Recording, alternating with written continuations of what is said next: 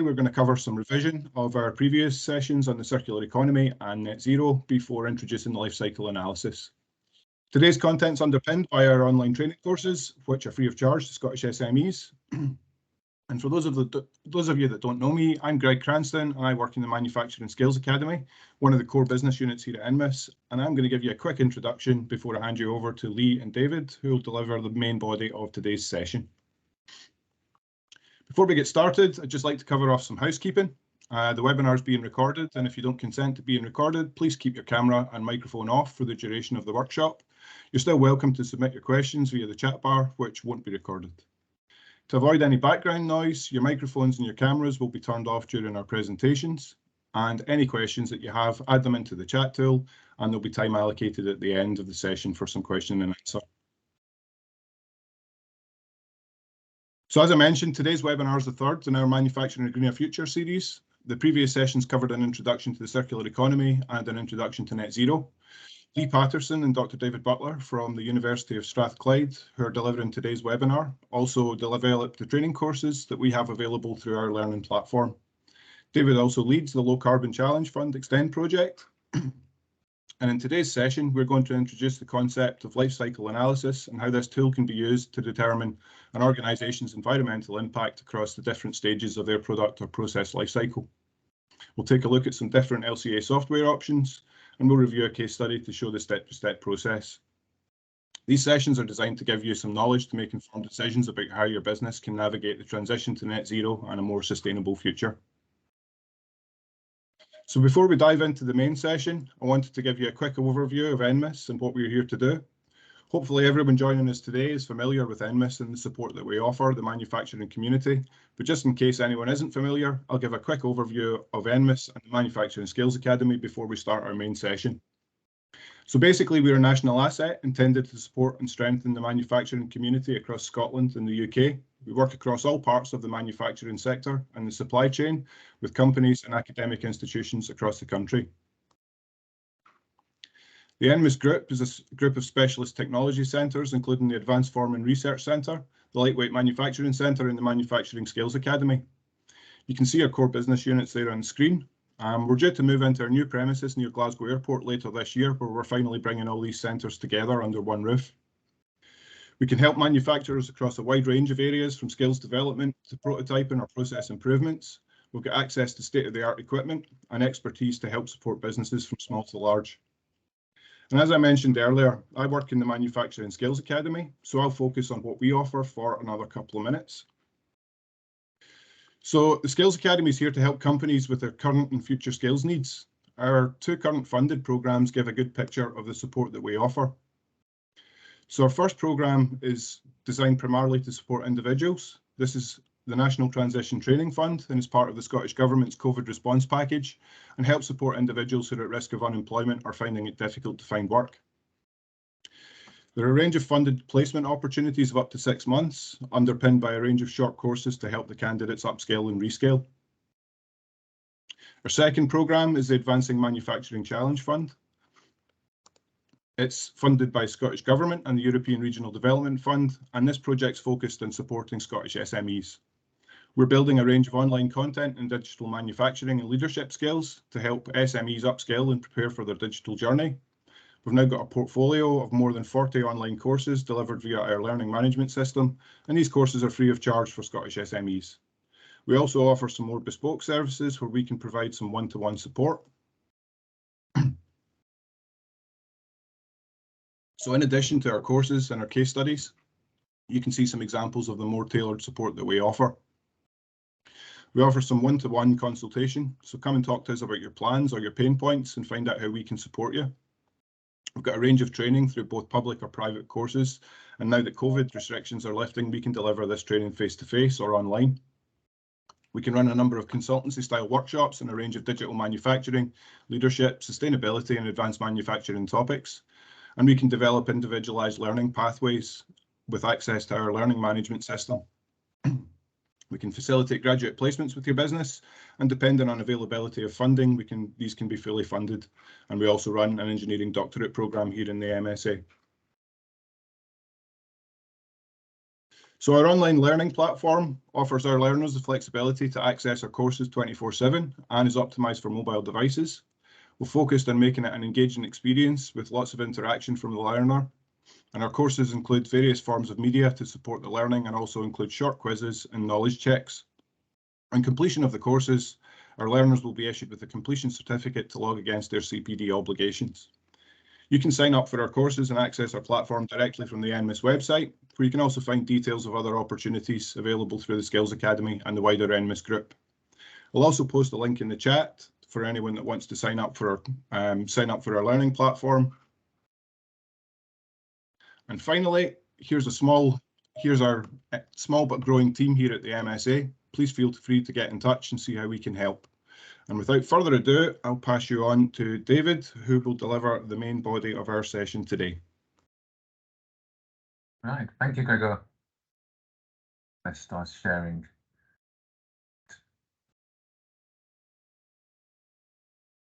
So hopefully you can all see that. Yep, that's fine. It's usual, moving around the screen to Microsoft Teams is great, but at the same time, the only person I'm looking at is Gregor, which is quite intimidating for me. So, right, anyway, a very good afternoon. As mentioned, my name is David Butler.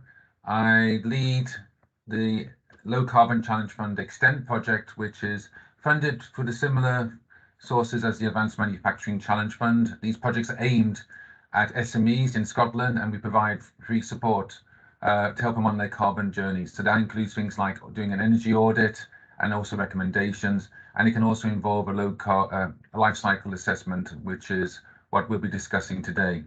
So all this is just to help companies know where they are, where they want to get to, because as I'm going to cover today a bit about net zero, it is a very topical subject, but also very vague. My co-presenter is Lee Patterson. At the moment, I think Lee's got a camera off. She's not at 100% health today after contracting, I think, some kind of viral infection. So we've tweaked it a bit. So apologies if you don't see Lee's face. She will come on when the time's right, and if not, she'll scream at me and tell me to cover her slides. So the idea is really to cover a fair bit, looking at recapping. So as Gregor mentioned, this is the third webinar. The first one was in April, the second one in May, and they're all 4 weeks apart.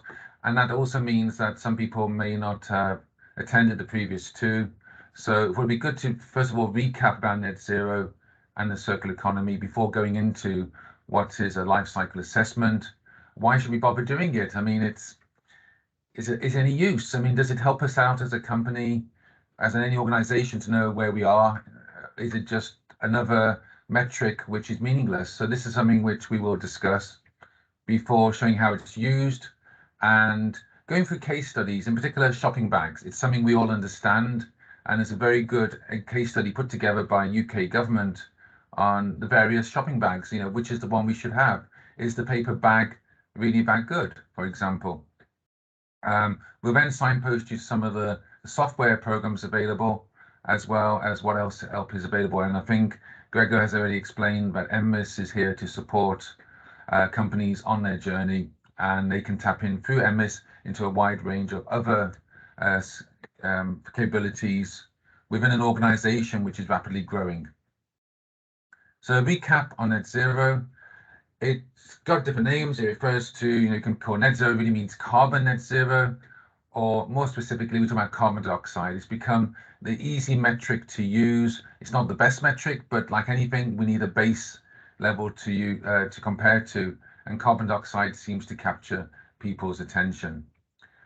It is not really just carbon dioxide, as I put in the second point. It's more concerned with all greenhouse gases. But we just seem to have this obsession with politicians to refer to it as carbon. It just makes it easier. If we are talking about what net zero is, it's really the balance between the amount of greenhouse gases which are released and those removed from the atmosphere. Where possible, you're trying to get it down to zero. And that's easier said than done. In most cases, we produce more carbon than we actually take out of the atmosphere. So it's how you move on that journey from our current status to something which is going to achieve that balance. All right. And the greenhouse gas, just by definition, it's one which aids or causes the greenhouse effect. That doesn't really help much, does it? That just repeats it, the same sentence, in another way. But it's really gases which get trapped in the atmosphere and lead to increasing the heat of the planet. So hence why we refer to it as the greenhouse. Not all gases up there have this effect, and they are not all the same. So methane, nitrous oxide, fluorinated gases can have a bigger impact than carbon dioxide. So in the previous webinars, we went into detail showing how we actually compare the output from methane in relation to how many units of carbon dioxide. How does it come together as net zero? Well, sorry, I've just jumped ahead one. Okay, beg your pardon. How does it come together as net zero? Well, we know carbon dioxide is used as the measure, and it's what we call the global warming potential. So it's a way to quantify each gas against that. So that is our baseline, and we see if it's worse or better. We can't really talk about carbon dioxide by itself as a metric. We actually call it CO2e, which is a carbon dioxide equivalent. So it's like we talk about distances in meters or miles. We talk about greenhouse gases based on a carbon dioxide equivalent. So that is our base unit. So you'll see this mentioned a lot as we go through the life cycle assessment later on. This is the way we measure. This is where you see the numbers and units, how many kilograms, how many tons applied to it would all be equivalent to CO2e. So that's how we use as a metric to relate one process and compare it to another. So this is a very quick recap. Like I said, there's a whole webinar on net zero, which goes into a lot more detail, but I'm very conscious as people on the call who've gone through this before. So it's almost like a rapid overview of where we are with that. If we're looking at recapping the circular economy, it's got many different definitions if you look through the literature of what is considered circular. So I'll take you through the comparison in a while between linear and circular. Really, the most common theme is how do we change? We have to change our current way of doing things to reduce the impact on the environment. And with globalization, it has meant as an accelerated depletion on natural resources. You look at Africa, for example. In the past, just a few countries were going in there to exploit the minerals. Now it's become a global rush, which is not ideal, but we do have to accept that many resources have a limited availability, and just keep on constantly using them and not thinking about how to reuse them is actually going to end up causing a lot of problems in the near future. So if we consider that a product is typically manufactured from virgin materials, which are probably mined or extracted from oil, for example, used by the consumer, and at the end they are disposed of, we can talk about a lot of wastes attached to that. If it's circular economy, we're trying to take that product at the end of its life and find a new use for it rather than dispose. And that is easier said than done. A lot of my activities personally are looking at the end of life of aircraft. How do we take the parts which are normally shredded and incinerated to create energy? How can we take those and repurpose them and find a new life for them at the end? Simple things are the seats in planes. That's a real challenge. Normally they're shredded. Can we look at a way? And nobody really wants economy class seats in their home. Business class seats or first class seats, yes, those are really nice. But there's 300 economy class seats on each aircraft. How can we make that a circular? So there are practical examples which NMIS and Strathclyde are working on. So if I look at the typical linear economy, which is our traditional way, we take, we make, we use, and at the end we dispose and we have waste. Now, as you can see, when we take and extract, there's energy and materials. When we make it, there's also waste. And all the inputs along this are going to be fossil fuels. Now, as we switch to renewable energy sources, that can probably mitigate the bottom line of this chart, but it doesn't detract from the point of view that we are still producing waste at every stage, and that's not sustainable. So just using green hydrogen or renewable energy sources does not get rid of the fact that we're still producing waste at the end. We need to think more carefully. So the linear economy has been what the established economy for a long time. There's now a lot of interest in the circular economy. And this is a chart which comes from a book called Cradle to Cradle. It's been adapted by the Ellen MacArthur Foundation, which is one of those big organizations which is actually out there delivering both training but also promoting a sustainable future. And this is known as the butterfly diagram. If we look at the right-hand side first, we got the classic, finite materials are extracted, we make parts or products, and we have the service. And out at the end, ideally, in the old ways, we just waste it and goes into landfill.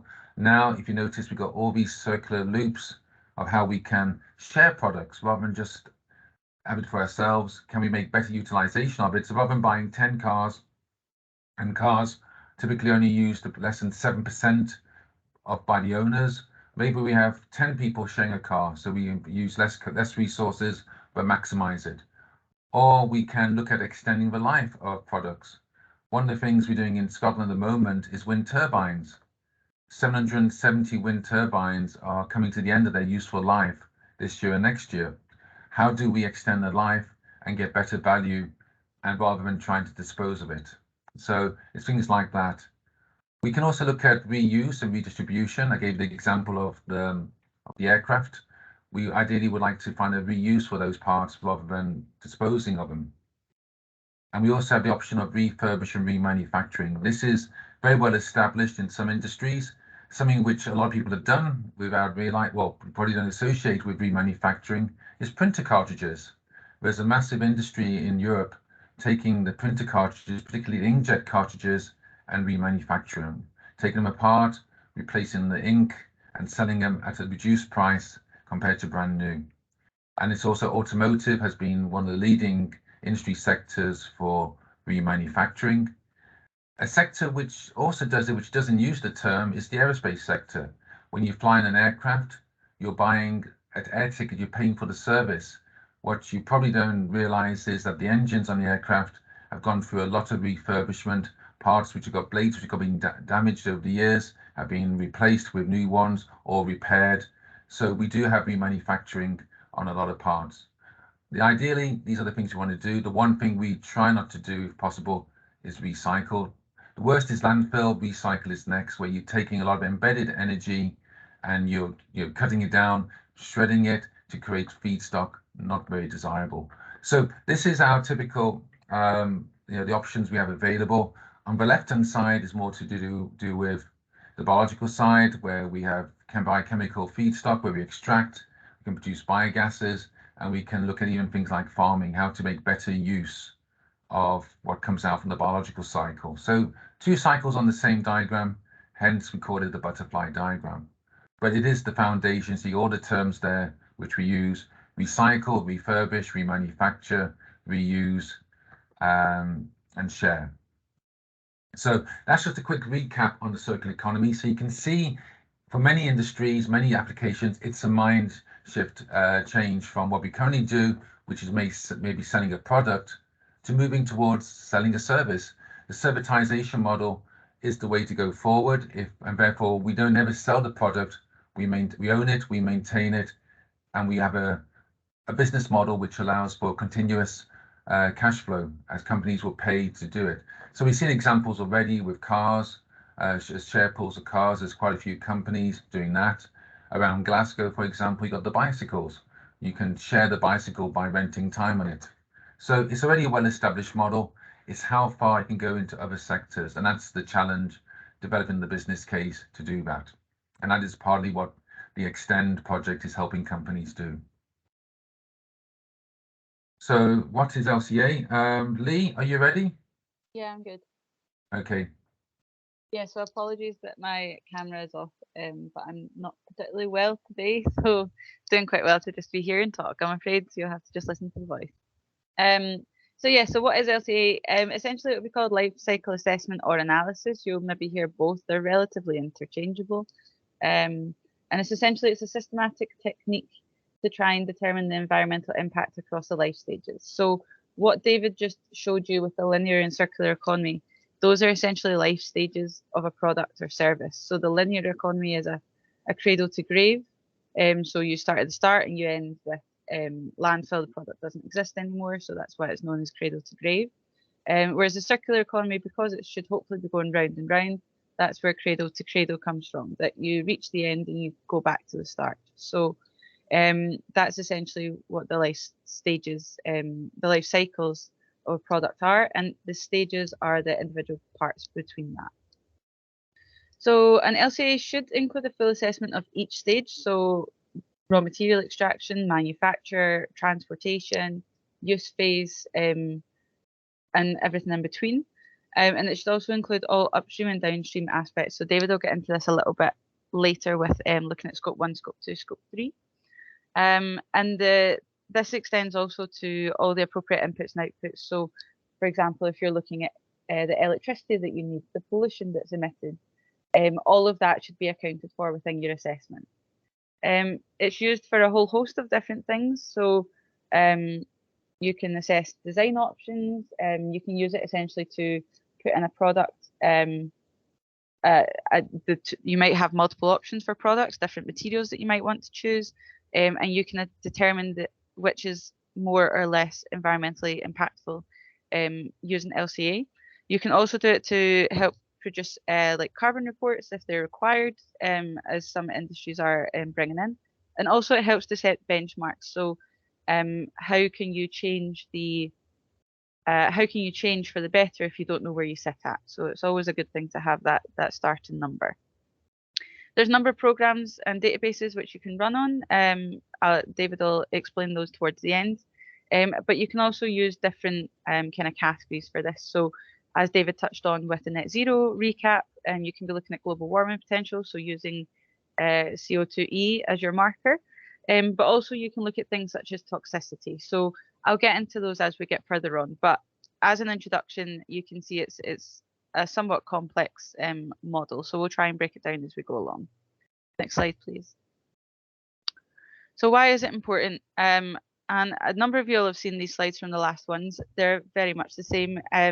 Why is it important to measure your climate impact? So, I mean, it's fairly well established that human activity is having an impact on climate change and warming. So being able to measure that, both the change and the ways in which we're impacting it, obviously is extremely helpful for making any positive changes. Next slide, please.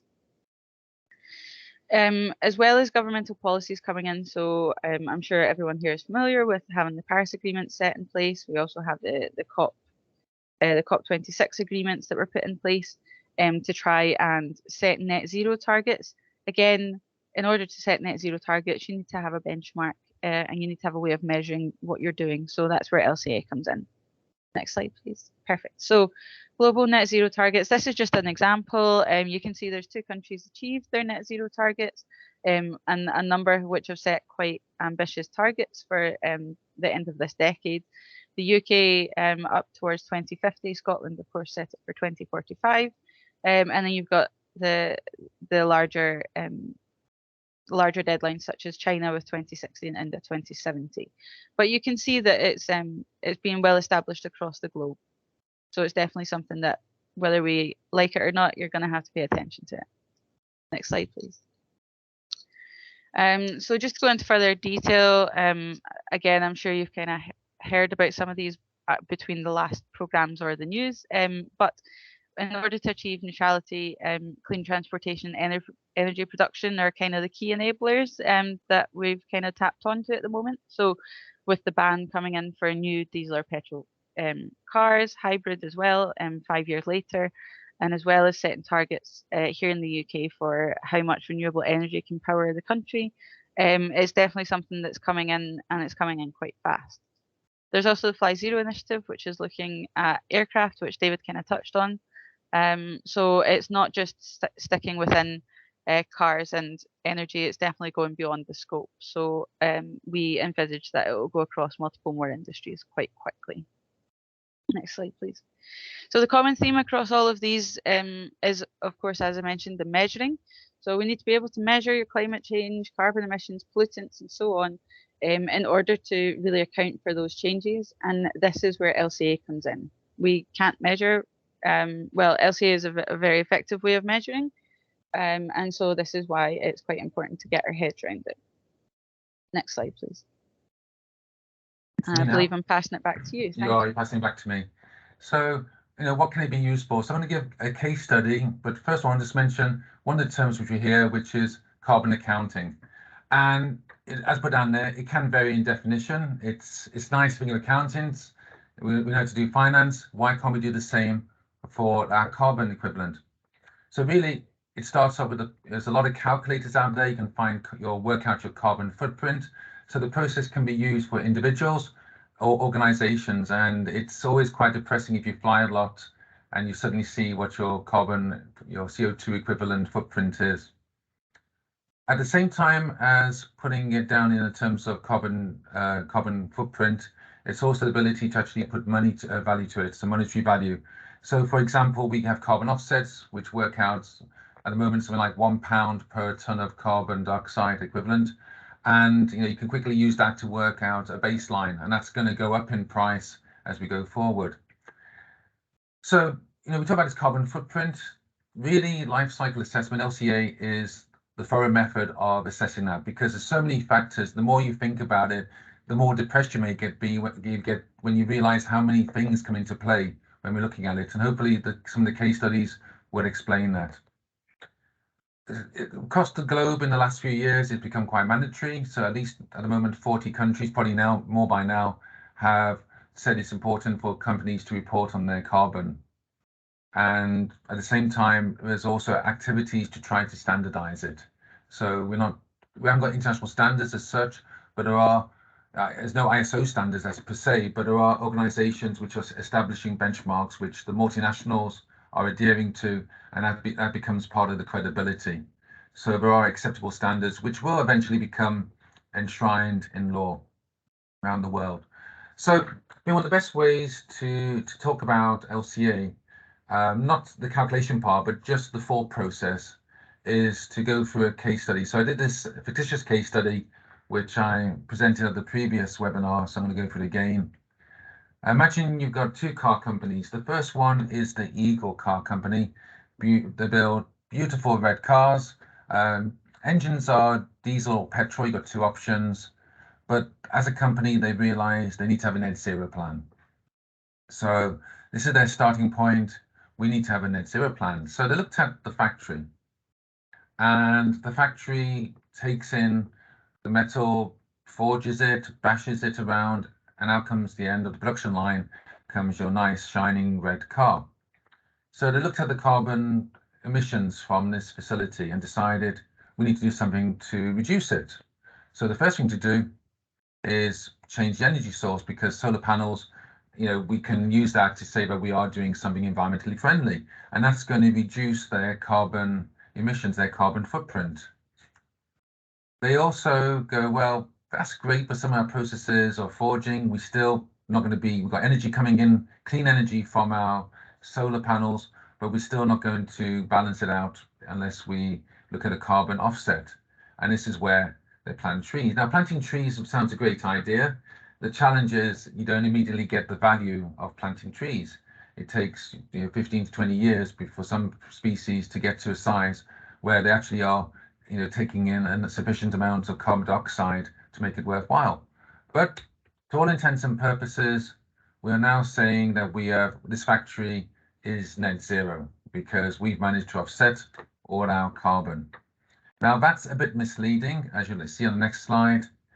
We produce the cars, out they go on the road, remember it's diesel or petrol, and during the lifetime of the car, really our carbon emissions from what we're doing only makes up 5%, because the car is going to burn fossil fuels.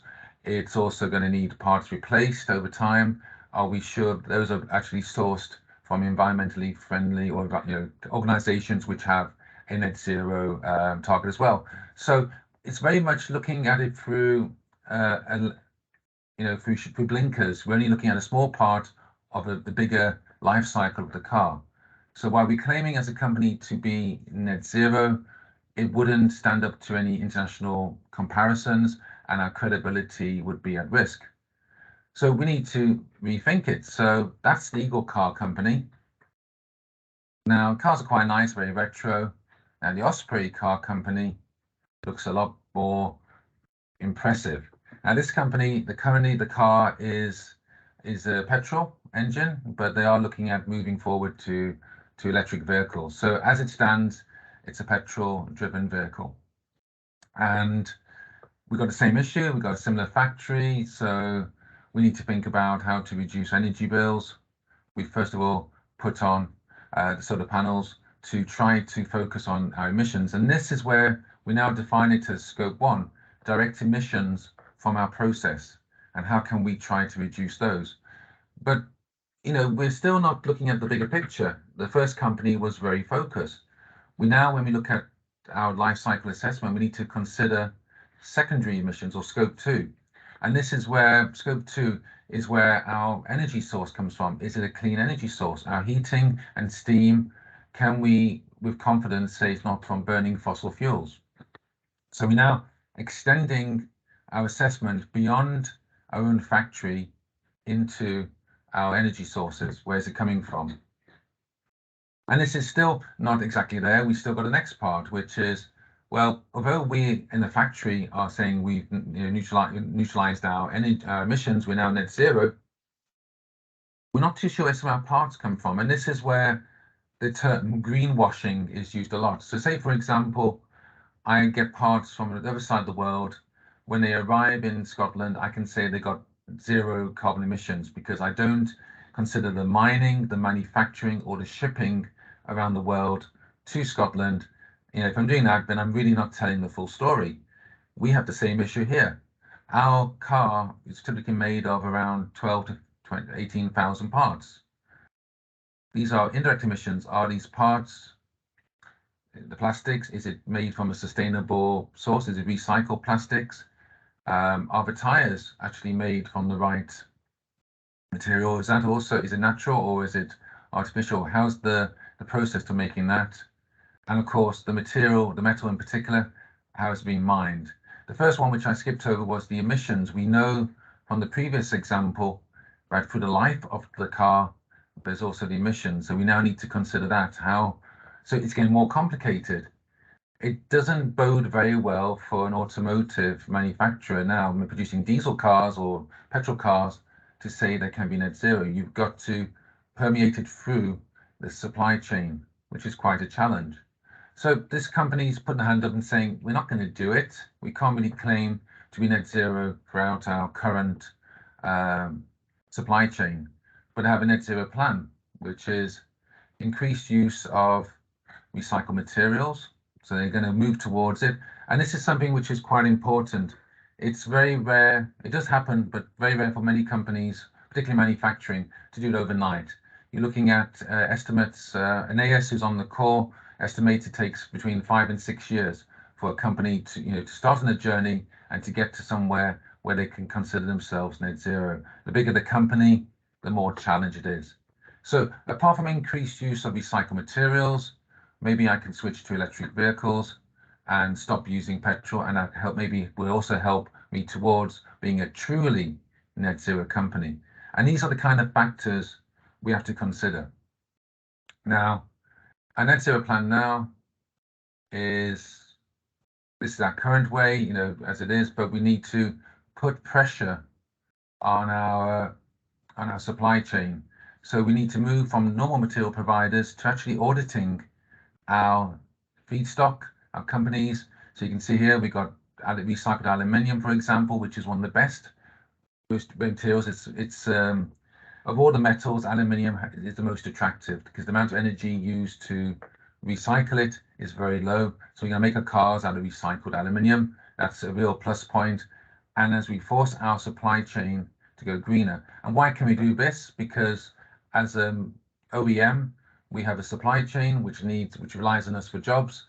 It's logical that we can help them and they can help us. So we help to put them on the journey. And if they don't, we change suppliers.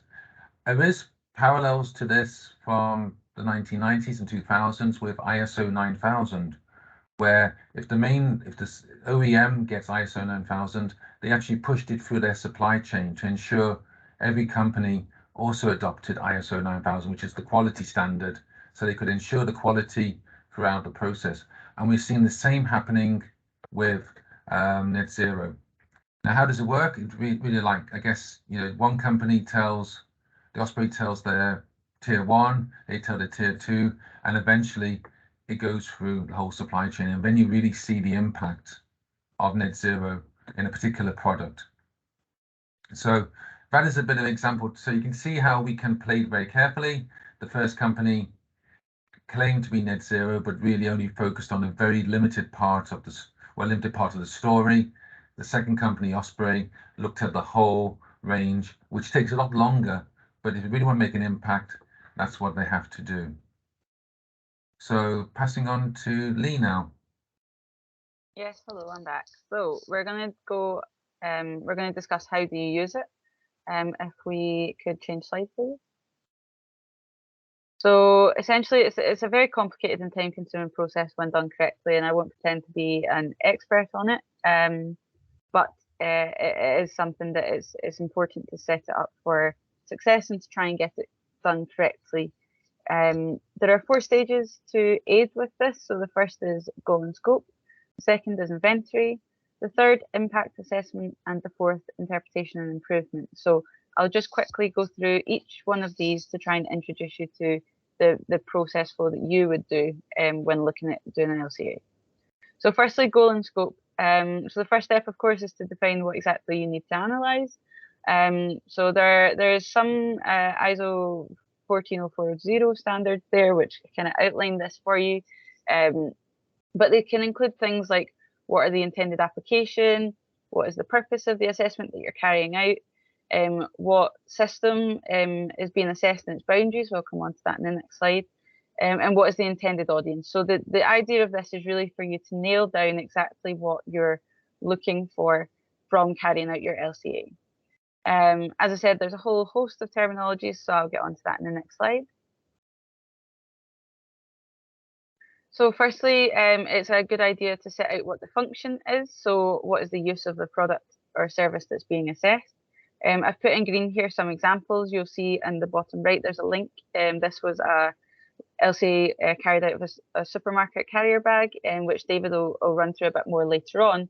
But just to kind of help explain what each of these terminologies are. So a shopping bag would have the function, obviously, to carry shopping. Fairly simple, but the complexity of what you'll put in function will be relative to the complexity of your product or service for that matter. The functional unit is where you try to be as specific as possible.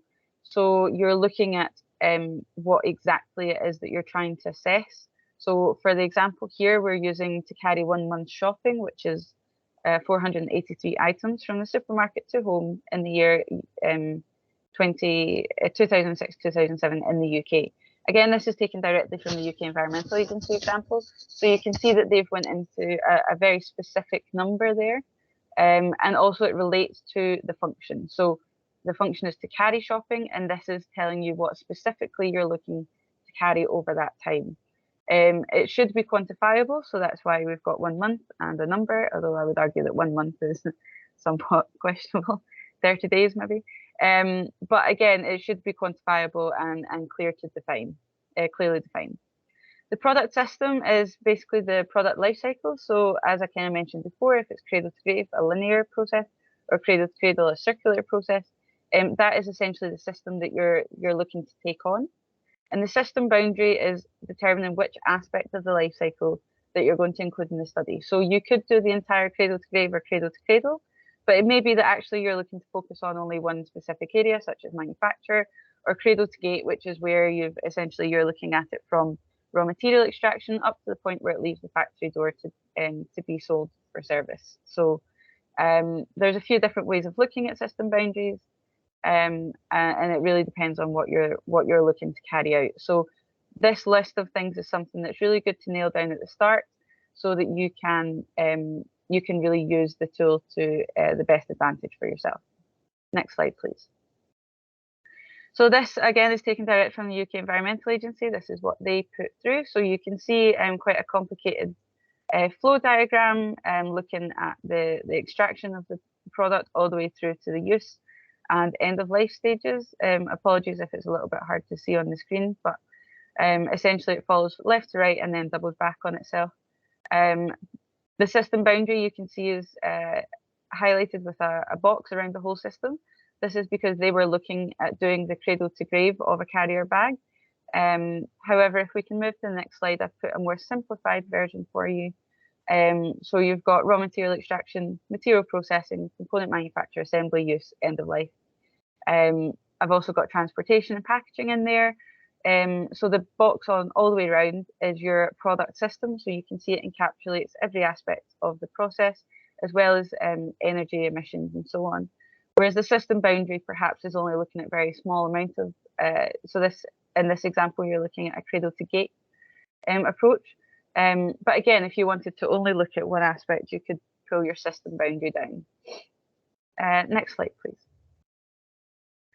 So moving on to the inventory, this is the second stage. The life cycle inventory you may hear referred to as LCI. So essentially, this is fairly straightforward. You require an inventory of data in order to carry out an assessment. I think that's fairly self-explanatory, but the difference is where you manage to get that data from and how you're able to collect that data. So there are existing databases which are available to use either free of charge or by purchasing. David will talk through some of those at the end. But in addition to that, you're probably going to have to collect some of the data yourself, looking at your suppliers or looking at a certain aspect of the manufacturer. You may have to go to your direct suppliers there. So it's something to consider is how you're able to collect enough data for you to carry it out correctly. It should account for every input and output.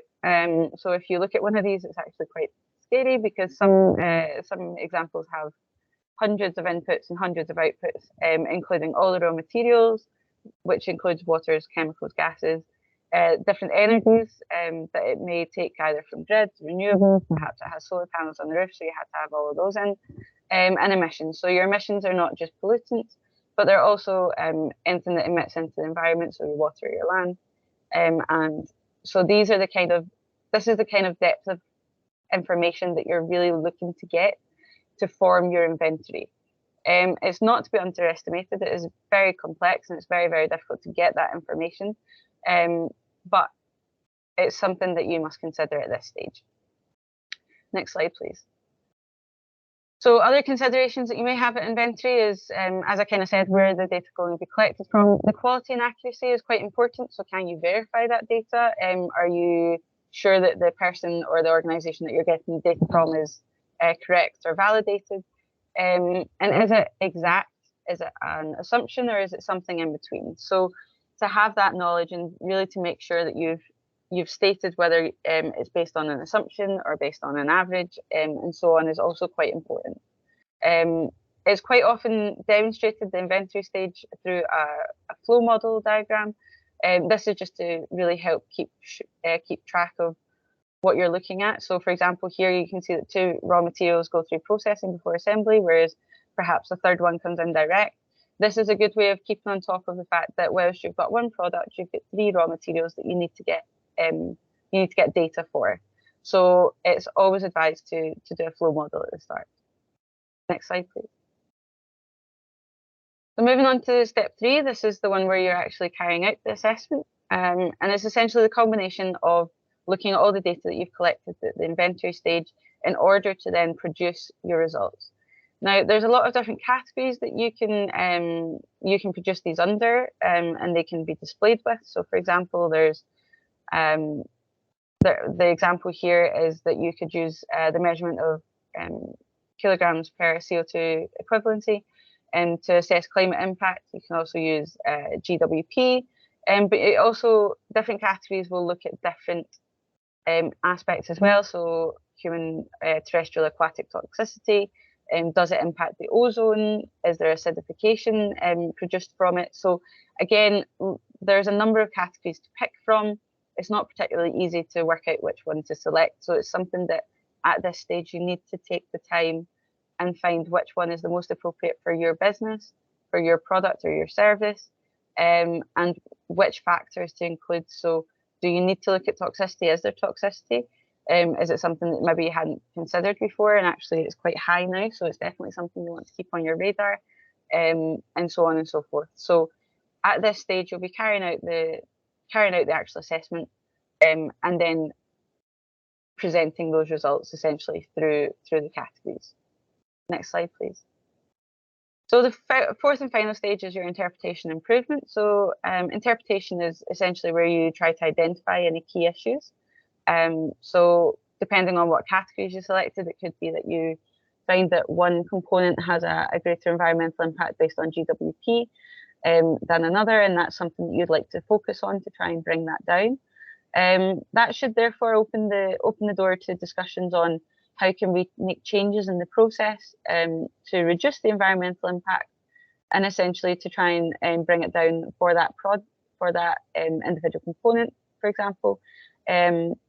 And it also, at the interpretation stages, you will get a report essentially of your results, and that should be put into any reporting or mandatory reporting that you require.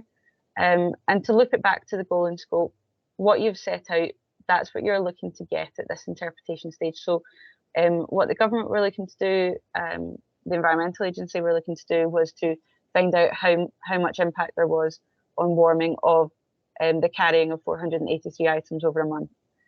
So the report that they've produced and the categories that they selected should give them that result.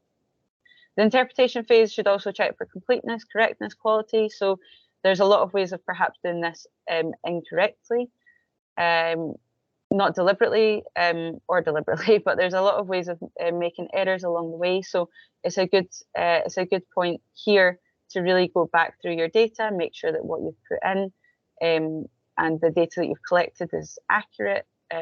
Basically, that you've done your due diligence for your reporting. Next slide, please. So yes, I'm sorry, that was a bit of a whistle stop of how to use it, but the 4 stages are very well documented. And as I said, you can refer to ISO 14040 to look through those.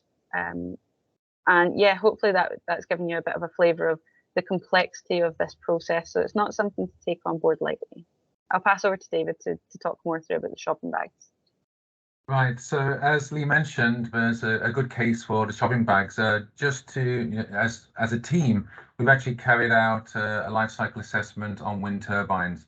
Bit of a bigger example than this one, but to really look at the options at the end of life. Do you repower the wind turbine? Do you strip it, leave it alone, or do you demolish it? Leaving it alone may sound good, but over its life cycle, as it gets older, there is issues regarding its performance and replacement of parts. So what may seem the logical option when it comes to net zero, we actually went through the whole analysis and recommended to a company, based on their life cycle assessment of their wind turbines, which option they should go with. So taking it to something a bit more mundane, but as Lee said, it's very common. We all know shopping bags. I thought it'd be good just to spend a bit of time looking at summarizing the reports there, the details all there. It's a brilliant report because it goes into a lot of details on all the assumptions made, and they tested 8 different bags with high density polyethylene or with low density, and then in between you've got things like non-woven polypropylene bags, paper bags, cotton bags, and even starch polyester. So I'm not going to go through all the examples, but you would tend to think certain bags make more sense than others. So you think a paper bag sounds like a good environmentally friendly option because we know paper is from a sustainable source.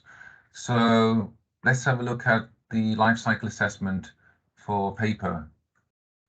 And if you know the text first and look at the diagram on the right hand side, we can see the extraction of raw materials. We need the paper, no surprise, and these numbers are for so many bags. So there's a volume of bags involved. We need glue. And when you actually distribute bags to the shopping centre, to the supermarkets, you actually package them. So you actually have secondary packaging, which can be using film to wrap them in and to keep them dry, and also then stored in a cardboard box.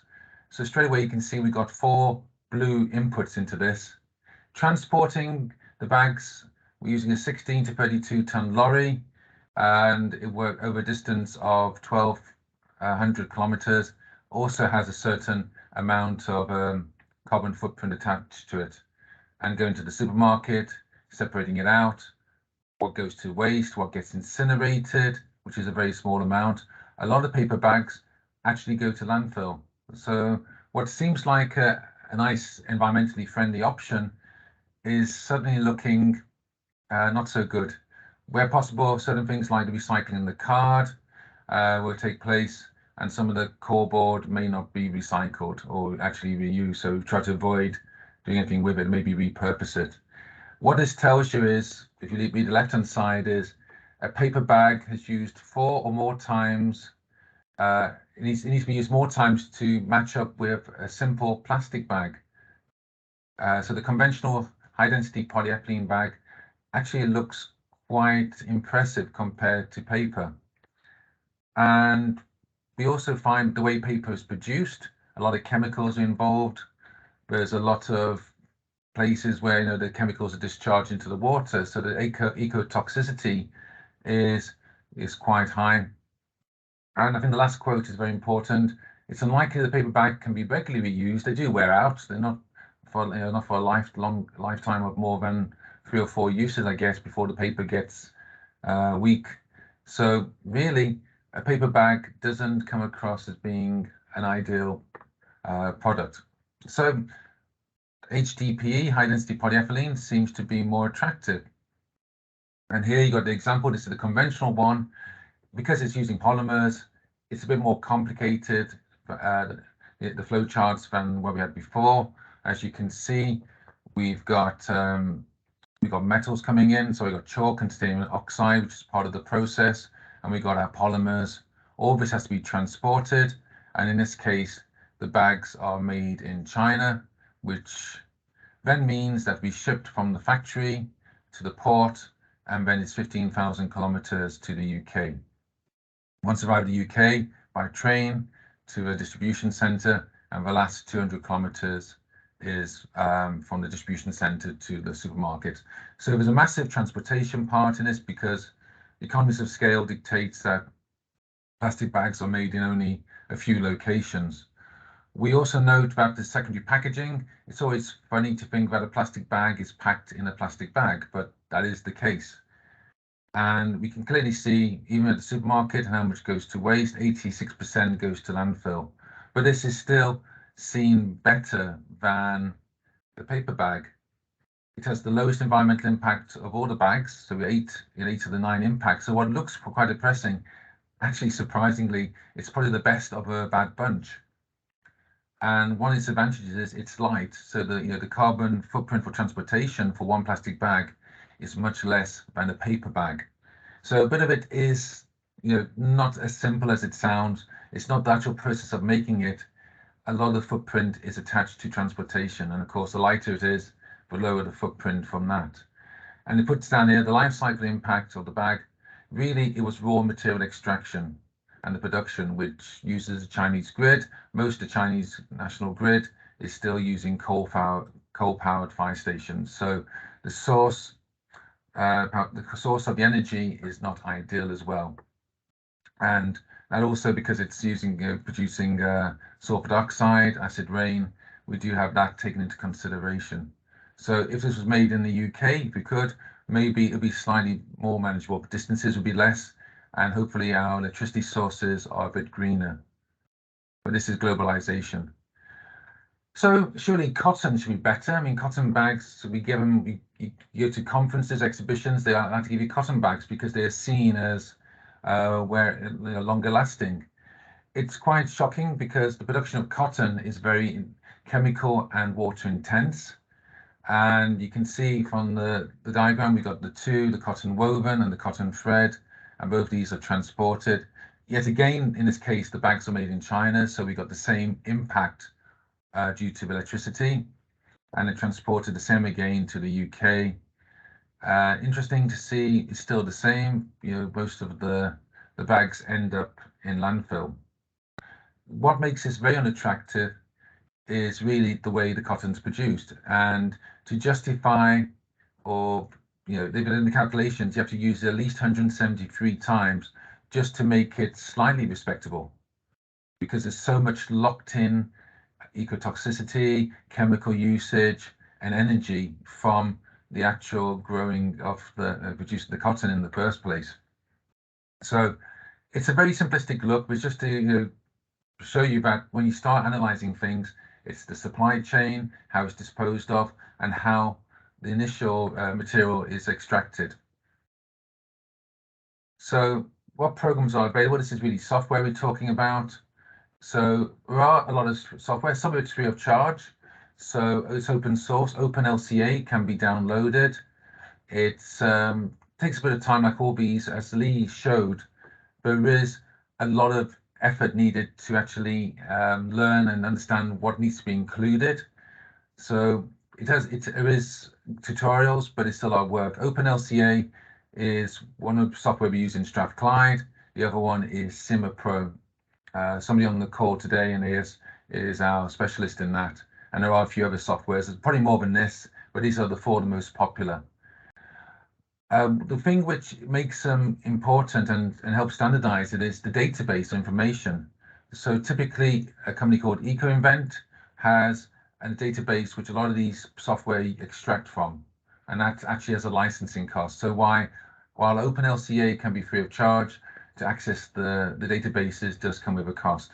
And those databases are constantly updated, but it does provide a standard across all the different packages. So really the packages become more of the interface, and the brains, the data is stored in this case in EcoInvent. So really what help is available? I've just put down we got NMIS, of course. So as we mentioned earlier, Gregor has explained, there's a lot of resources available in NMIS, but there are other organizations as well. We have Zero Waste Scotland, and then we have organizations like the Science Based Targets, which try to put a bit more structure and I guess confidence to some of the calculations. And these are what industry would say we are following sciencebasedtargets.org to show some credibility with how they calculate their carbon footprint. We've got the Carbon Trust. The Climate Change Committee for the UK provides a lot of information, and UK Gov has a very simple carbon calculator, but it's a good first principles and first start to understand what is the carbon footprint. And then you've got other software there as well. So hopefully, I mean, we kept to just in time for 3 o'clock for the lecture part, for the talk part, sorry, not lecture, it's a seminar or webinar. Hopefully that's given you an overview of what is life cycle assessment. It is something we do as part of our engagement of companies.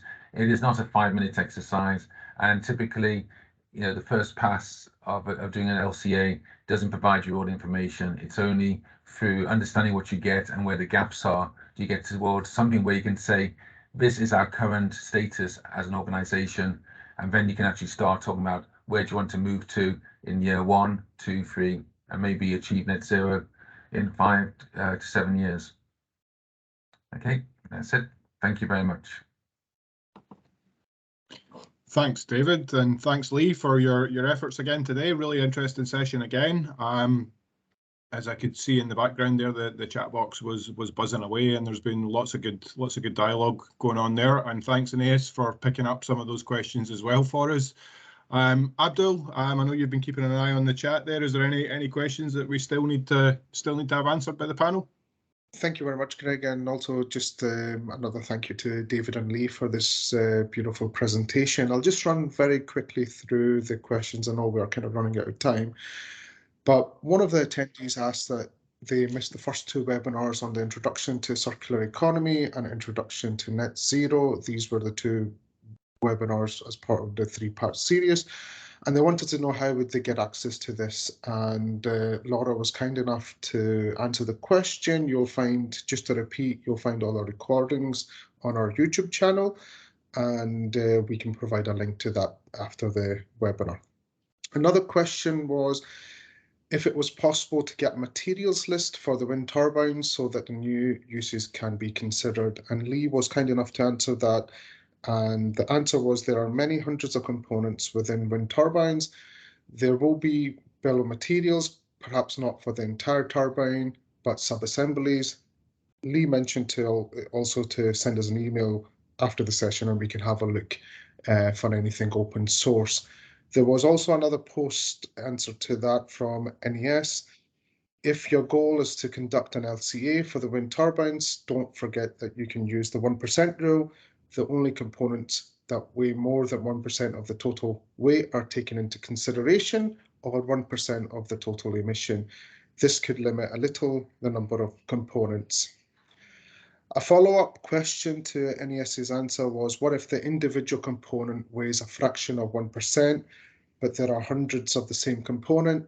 Do you use the sum or ignore them due to the individual weight? And NES was kind enough to answer it by saying it depends on what your system boundaries are, but typically yes. You can input the number of components needed, for example, 100 washers, and based on the total weight and impact, if the sum is more than 1%, then you could take that into consideration. David and Lee, do you want to say anything more to that? No, I mean, we carried out a project last year on this, so we do have some information which I need to check, because we did do it with a company. If Chrissy drops her email, we can probably share it, some of it, and see if that helps as well. We do have a knowledge transfer partnership just started with a company to look at what else can be life extended in wind turbines. Currently, it's mainly just a few parts, like the yaw gears, but one of the reasons why we need to look at end of life is that the approximately 1% performance drop each year in wind turbines. So over a period of 20 years, it's dropping a fair bit. So how do we get it back up? So more than happy to have a chat with Chrissy about that. Thank you. Another question was, perhaps before you touched on some of the other later topics, David and Lee, but will this webinar address LCA for food processing? And Lee was kind enough to answer, not specifically, but it introduced how to conduct an LCA, which is applicable to food processing also. Another question was, would you be able to share the slides at the end of the webinar? And our answer is the same as before. You will find all our recordings on our YouTube channel, and Laura was kind enough to share that link earlier, but we will happily share that link with you post webinar. Another question was, is there any specific tool software application that you would recommend for LCA, or would a simple spreadsheet be just as good to go through? Lee will answer that. There are a number of tools and software which were later presented post the question. And is there anything else that you want to add to that, David or Lee? I think NMIS has also put a link, hasn't he, to EnvironDeck or something, which is, I think that's another piece of software as well, which I haven't come across before, so I defer to NMIS on that. Perfect. And I think NES also answered to the next question I was going to read out, which is, the LCA process is still new for most companies. How do we know what a good figure would be? Are there any examples available for benchmarking? And that's when NES kind enough was able to share the link, and where he also mentioned that this is a web link or a portal where you can input your product and obtain an idea of its impact. I believe that's all of the questions. Are there any other questions that I missed out? Scott's put an interesting point in, and he's right. The example I went through was the thicker craft paper for the bag. And he's right, it could be opportunities to look at alternative paper sources, but the UK investigation was on a certain bag which was used in the current shops, but you're right. You mentioned about using recycled pulp paper. I've actually just finished a project on making leather out of oranges. So it is interesting how strong it can be. We made sounds really bad. We made a handbag out of orange peel. So yes, you're right. There's some very interesting stuff we can do with using the pulp from fruits to create new materials. So you're right. It is misleading. It was the timing of it, which was 2008, as I think Lee mentioned, or 2006. You bring up to date. I agree with you, Scott. There's a lot more we could do and go back and revisit. Okay. I think we've just about captured everything there. So thanks everybody for joining us today. Thanks again to David and Lee and the team for helping give you the webinar today. And I think we can draw things to a close. Thanks very much, Greg. And yes, just to say thanks very much to all our speakers today, to David, Lee, Greg, and also for Abdul for facilitating the Q&A session. And thanks everyone for joining us. And we'll just bring the webinar to a close. Thank you.